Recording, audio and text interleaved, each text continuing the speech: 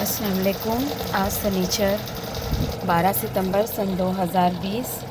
आज हम EVS 2 में नया सबक पढ़ने जा रहे हैं, स्वराज कायम करने का अहद। इससे पहले हमने शिवाजी महाराज की तालीम देखी कि किस तरीके से जीजा माता ने शिवाजी महाराज की तालीम की ज़िम्मेदारी उठाई।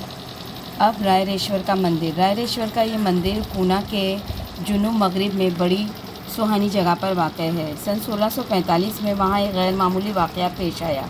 शिवाजी महाराज और कुर्ब जवार की वादियों में रहने वाले कुछ मावले वहाँ जमा हो गए और घने जंगलों में झाड़ियों से घिरे हुए सुनसान मंदिर में मशवरे करने लगे। वो शिवाजी महाराज के साथ क्या मशवरे कर रहे थे? श्री शंकर से वो कौन सी मुराद मांग रहे थे? नौजवान शिवबा की जोशीली बातें। शिवाजी महाराज की उम्र में छोटे ज़रूर थे, लेकिन उनके इरादे मजबूत और बुलंद थे। उन्होंने बड़े काम का बीड़ा उठाया। उन्होंने मंदिर में जमा होने वाले अपने साथियों से पुरअसर अंदाज में कहा, साथियों, क्या मैं आज तुम्हें अपने दिल की बात कहूँ? मेरे वालिद शाहजी राजे बीजापुर के सरदार हैं। उन्होंने ही मुझे यहाँ की जागीर का हक दिया है। सब कुछ बेहतर तौर पर हो रहा है, लेकिन साथियों, मुझे उसमें ज़रा बराबर खुशी महसूस नहीं होती है। क्या हम सुल्तान की दी हुई वतनदारी से मुतमईन हैं? क्या हम दूसरों के रहमो करम पर यूँ ही जीते रहेंगे? हमारे अतराफ़ गैरों की हुकूमतें हैं, उनमें आए दिन लड़ाइयाँ होती रहती हैं। उन लड़ाइयों में हमारे ही लोग मारे जाते हैं, ख़ानदान के ख़ानदान उजड़ जाते हैं, मुल्क बर्बाद होता है। इतना सब कुछ बर्दाश्त करने के बावजूद हमें उसका क्या फल मिलता है? फ़कत ग़ुलामी। हम ये सब कब तक बर्दाश्त करते रहें? दूसरों के लिए कब तक अपने आप को कुर्बान करें? तुम ही बताओ, क्या जागीर और वतनदारी के लिए ये हम सब यूँ ही जारी रहने दें? शिवाजी महाराज ये तमाम बातें बड़े जोश से कह रहे थे। उनका चेहरा दिली जज्बात से तमतमा रहा था। बोलते बोलते वो रुक गए और अपने नौजवान साथियों की तरफ देखने लगे। रायरेश्वर के मुकाम पर जमा होने वाले नौजवान मावले महाराज की बातें सुनकर जोश और वरवरे से भर गए। उन्हें एक नई रोशनी मिली। उनमें से एक नौजवान बोला, कहो छोटे राजा, हमसे अपने दिल की बात कहो। तुम जो कहोगे हम वही करने के लिए तैयार हैं। सारे बहादुर और जोशीले नौजवानों ने एक आवाज़ में कहा, हाँ राजे, कहो, तुम जो कहोगे हम करेंगे। ज़रूरत पड़ने पर हम अपनी जान भी कुर्बान कर देंगे। स्वराज कायम करने के लिए हल्फ। मावलों की इन बातों से शिवाजी महाराज की हिम्मत बढ़ी।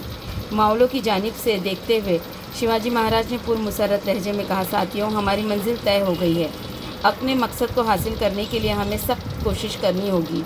ज़रूरत पड़ने पर अपनी जान भी कुर्बान करने के लिए तैयार रहना होगा। हमारे नज़्बुल ऐन हिंदवी स्वराज का क़याम, यानी तुम्हारे, मेरे और सबके लिए आज़ाद हुकूमत कायम करना है। गैरों की ग़ुलामी अब हम बर्दाश्त नहीं करेंगे।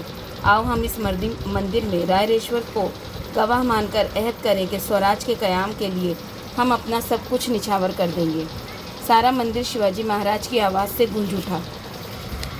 ये देखिए, तस्वीर में नज़र आ रहा है कि किस तरीके से रायरेश्वर के मंदिर में स्वराज कायम करने का अहद कर रहे हैं शिवाजी महाराज और उनके साथी। उन्होंने कहा, भगवान की मर्ज़ी है कि हिंदवी स्वराज कायम हो।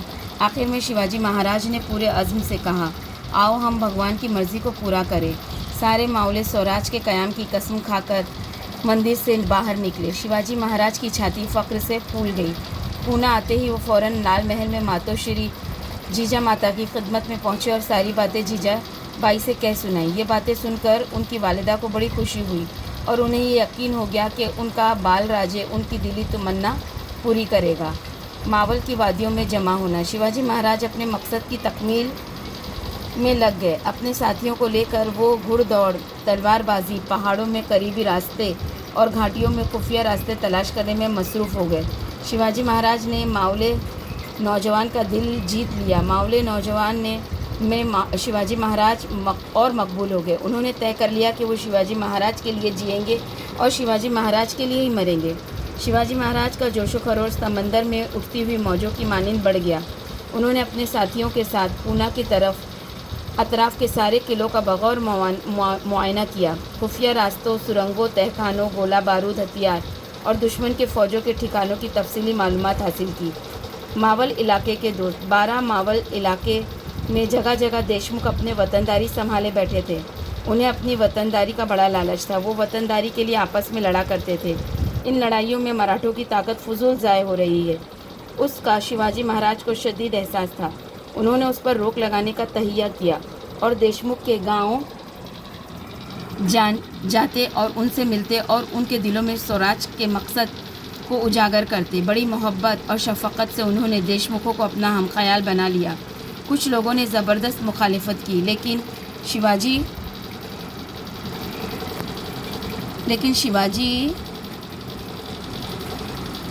शिवाजी महाराज ने किसी न किसी तरह उन्हें भी स्वराज की अहमियत का एहसास दिलाया।